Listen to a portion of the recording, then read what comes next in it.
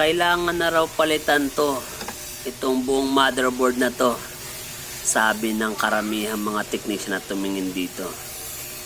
So buti na lang at napadpad yung ating customer dito sa shop natin sa West Philippine Sea. At binigyan ko siya ng isa pang option para makatipid. Sabi ko sa kanya, gagawa natin ng paraan. Ipaghanda mo lang ako ng halagang 80 pesos. Bubuhayin natin yung cellphone mo sa pamagitan ng hinang-hinang lang. So, agad namang pumayag yung ating customer. So, ang history nga pala nito mga sir. Ang unang-unang nangyari dito ay sa cellphone ng ating customer ay wala siyang sounds. Yung kasagsagan ng panonood niya ng Pornhub, biglang nawala yung sounds. So, ayun. Naganap siya ng gagawa para sa speaker. Marami siyang pinuntahan na cellphone repair shop. Pero namamahalan siya sa singil na halagang 150 pesos.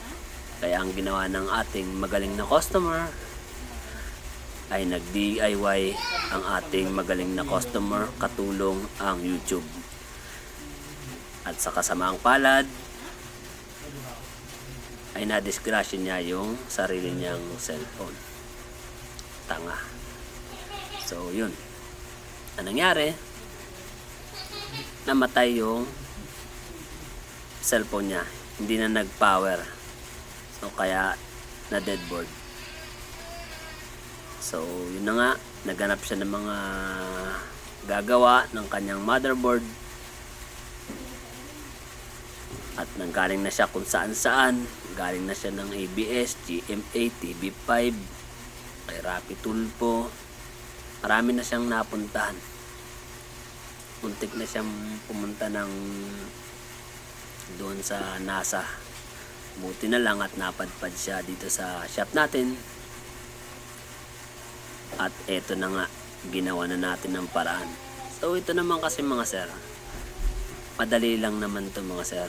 Hinang-hinang lang to. Kaya nga ang singilan natin dito mga sir ay 80 pesos lang. Ganun lang kasi kasimple ang paggawa na ito mga sir dito sa shop natin. So itong part lang, itong dulo lang ang medyo may pagkamahirap dito.